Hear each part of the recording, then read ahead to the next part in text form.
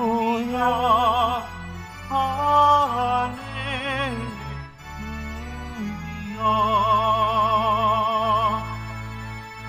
Si Kristo ay nagtagumpay, nalupig ang kamatayan, naging ang pagkabuhay. Hallelujah, Hallelujah,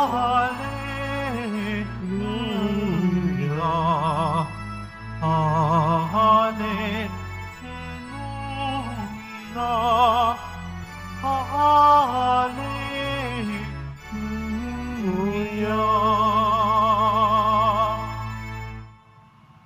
Sumainyo ang Panginoon. At sumayo rin. Ang mabuting balita ng Panginoon ayon kay San Marcos. Papuri sa iyo, Panginoon. Noong panong iyon, isa sa mga eskriba ay lumapit kay Jesus at tinagtanong, alin pong utos ang pinakamahalaga? Sumagot si Jesus, ito ang pinakamahalagang utos. Pakinggan mo, Israel. Ang Panginoon na ating Diyos, siya lamang ang Panginoon. Ibigin mo, Panginoon Diyos, ng buong puso, ng buong kaluluwa, ng buong pag-isip at ng buong lakas. Ito naman ang pangalawa. Ibigin mo yung kapwa gaya ng iyong sarili. Walang ibang utos na higit pa sa mga ito. Tama po, Guro, wika ng eskriba. Totoo ang sinabi ninyo, iisa ang Diyos at wala ng iba liban sa Kanya. At ang umiibig sa Kanya ng buong puso, ng buong pag-isip at ng buong lakas, at umiibig sa kapwa gaya ng kanyang sarili, ay higit na mahalaga kaysa magdala ng lahat ng handog na susunugin at iba pang mga hain. Nakita ni Jesus na matalino ang kanyang sagot, kaya sinabi niya, malapit ka nang mapabilang sa mga pinaghaharian ng Diyos. At wala nang mga has magtanong kay Jesus mula noon. Ang mabuting balita ng Panginoon. Pinupuri ka namin, Panginoong Heso Kristo. Maupo po tayo.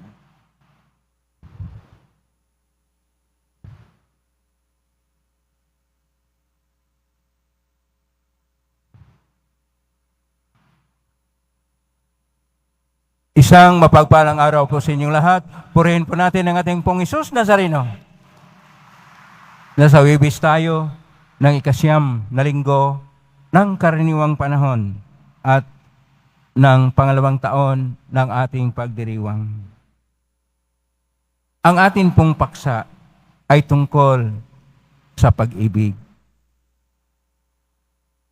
Sa ating pong Ebanghelyo ni San Marcos, Kapitulo 12, versikulo 28 hanggang 34, na ito ay halos kapariha din sa Ebanghelyo ni San Mateo, Kapitulo 22, versikulo 37 hanggang 39, ay tungkol sa isang pagkakataon ng ating Panginoon ay nagtuturo. Pagkatapos doon, nilapitan siya ng isang eskriba. Ano po yung eskriba? Ang eskriba ay doktorado tungkol sa kautusan o tinatawag na tradisyon na tinatawag na tinak.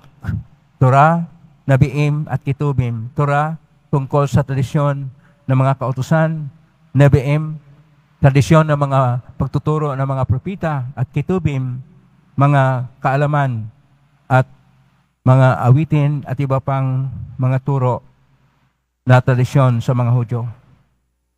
Ibig sabihin siya ay eksperto sa kasulatan. Ang ating Panginoon ay isang karpintero na naging rabi.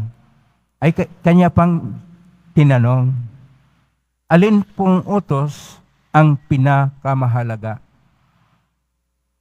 Dahil napakarami pong kautusan.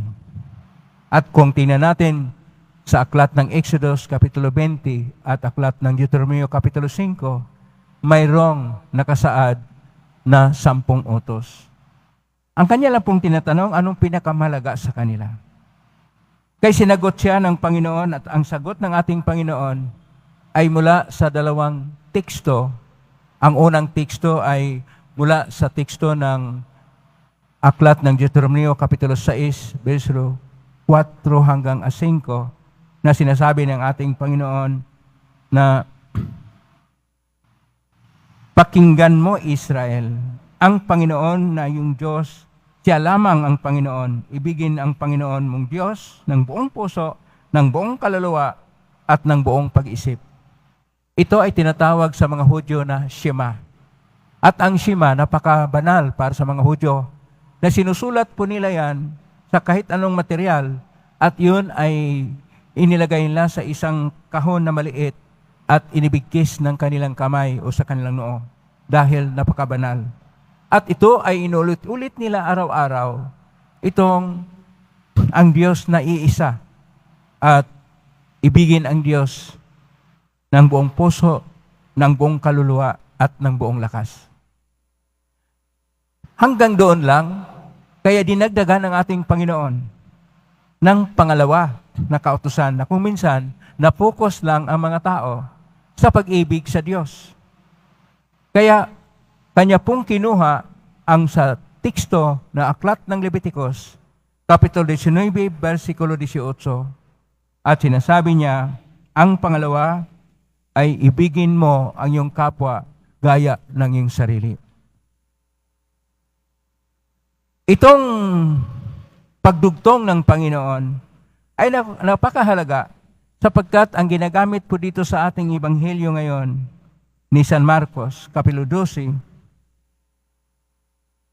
ay ang salitang agape. Pagtingnan kasi natin sa luma na Grigo na tinatawag na koinoko na Grigo, mayroon pong 5 salita tungkol sa pag-ibig.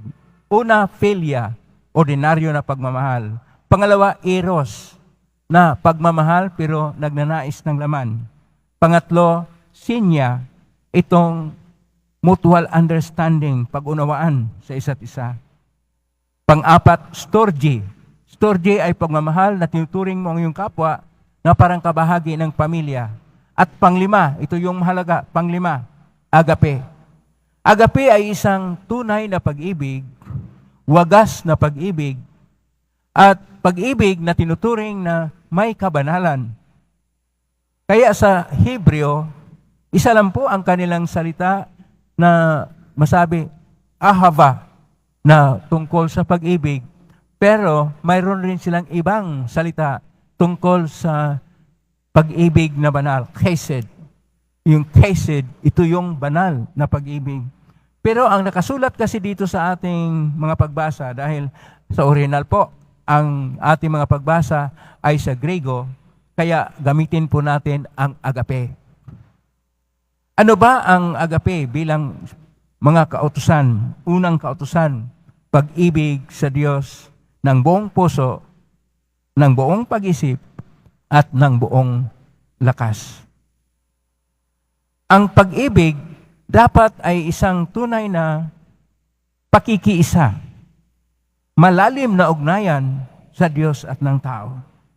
At dahil sa malalim na ugnayan ng Diyos at ng tao, ito dapat ay napahayag sa pagmamahal din o pag-ibig sa kapwa.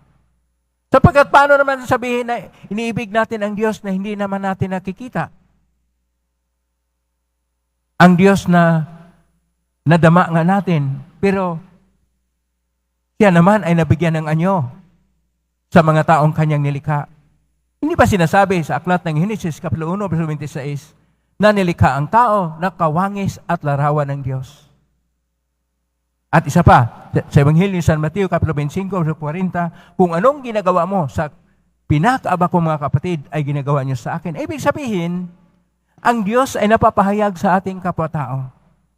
Pero lagi tayong magsabi na mahal natin ang Diyos.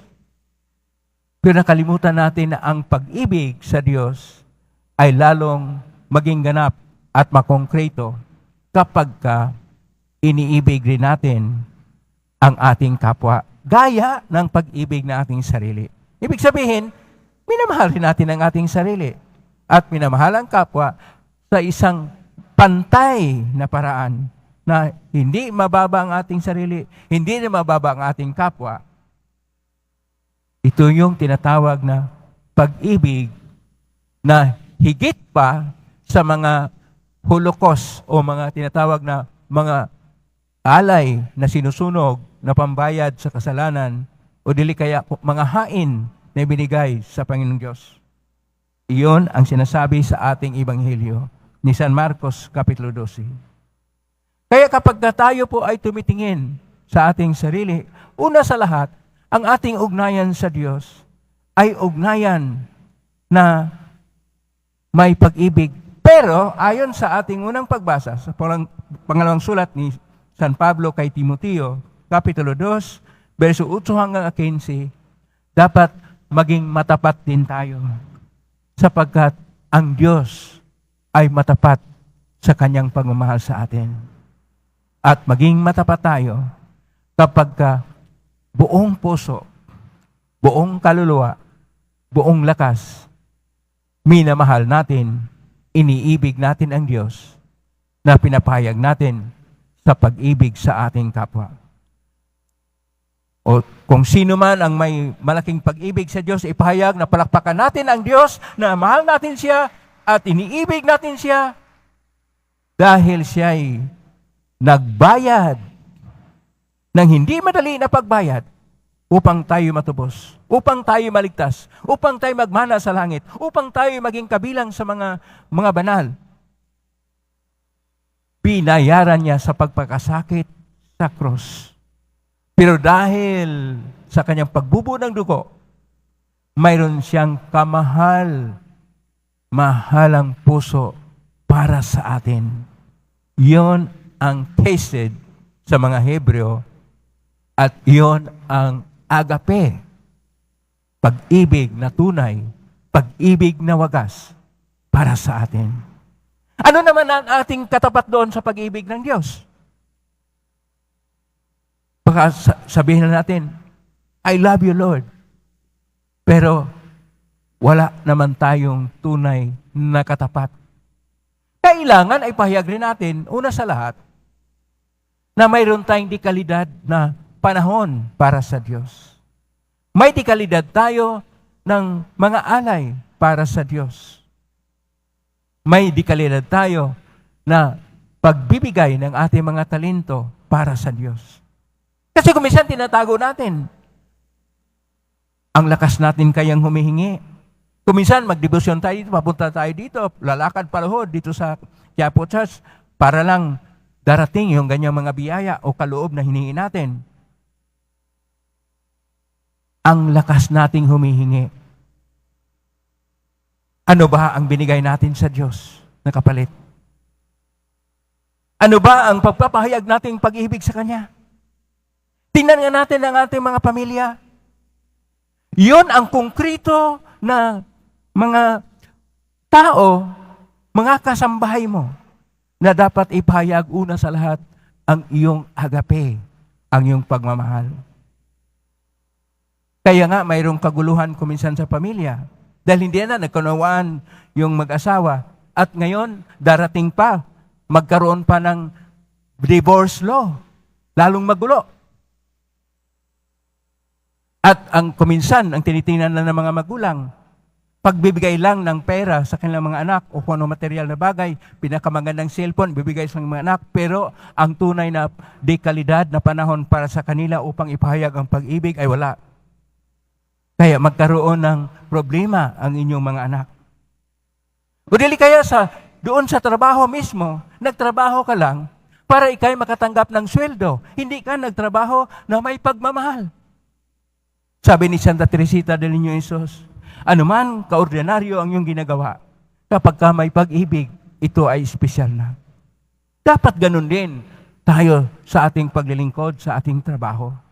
Kinakailangan natin na tayo ay maging matapat sa Diyos at ang ating pag-ibig ay nasa konkrito, ang ating pag-ibig sa Diyos ay naging konkrito dahil mahal natin ang ating kapwa-tao.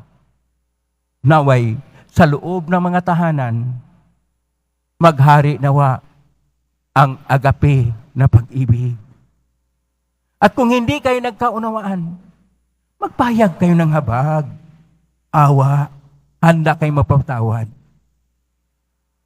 Dahil bahagi ng natahanan na tayo tao lang. Wala namang perpekto na tao.